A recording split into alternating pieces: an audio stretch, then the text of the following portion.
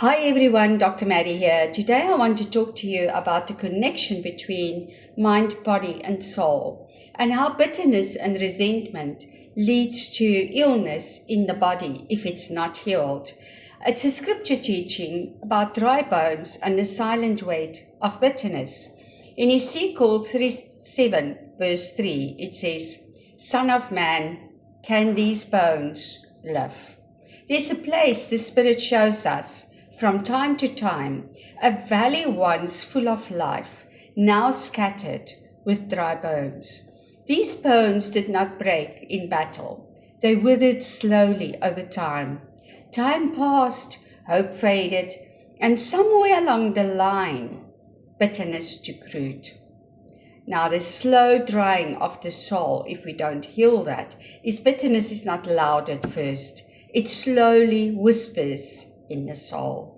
It settles in the heart, in unanswered prayers, unmet expectations, betrayal, injustice, and grief. Why? Because bitterness has been held in the heart, and what holds in the heart we manifest in life. So you can't have bitterness and abundance, bitterness and health. It's just not going to work. See to it that no bitter root grows up to cause trouble and defile many. What begins as pain, if left unhealed, hardens into resentment, and resentment dries the marrow of the soul.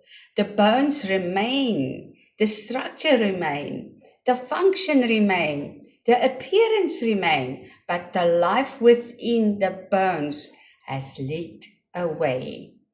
Dry bones know God, yet they feel distant. In Ezekiel 37, the bones are still God's people. They are not lost, they are weary. They say, "Our bones are dried up, our hope is gone, we are cut off," in verse 11. Bitterness often wears a spiritual mask.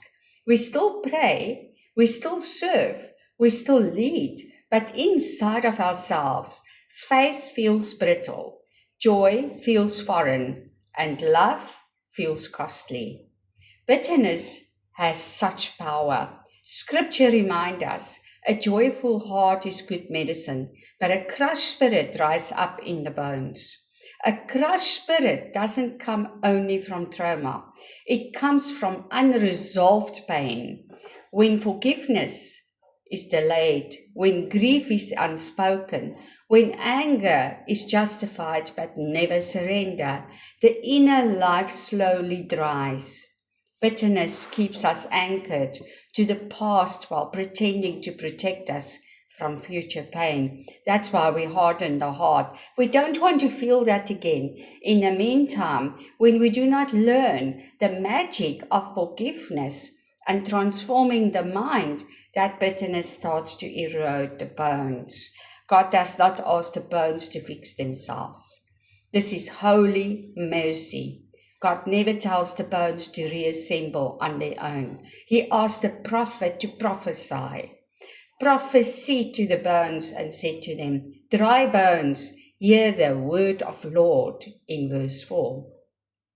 Life returns, not by striving, but by truth spoken in love, not by denial, but by breath. The breath that breaks bitterness. When the Spirit breathes, bitterness cannot survive. Forgiveness softens what resentment hardened. Truth restores what silence burdened. "I will put my Spirit in you, and you will live," in verse 14. The same breath that formed Adam still revives us today. The same Spirit that raised Christ still enters dried places. But we have to give it the gentle invitation. If you find yourself weary, guarded, cynical, or emotionally numb, do not shame the bones. Let the Spirit name them. Let those words speak to them. Let breath return. Dry bones are not the end of the story. They are the beginning of resurrection. The reflection that you need is where has bitterness quietly settled in you? What pain is asking not to be justified but healed? The valley inside of you is holy ground, and breath is coming, but you have to allow that. You have to allow breath into your bones through total release and forgiveness. Thank you for listening. Please like my video and share it far and wide.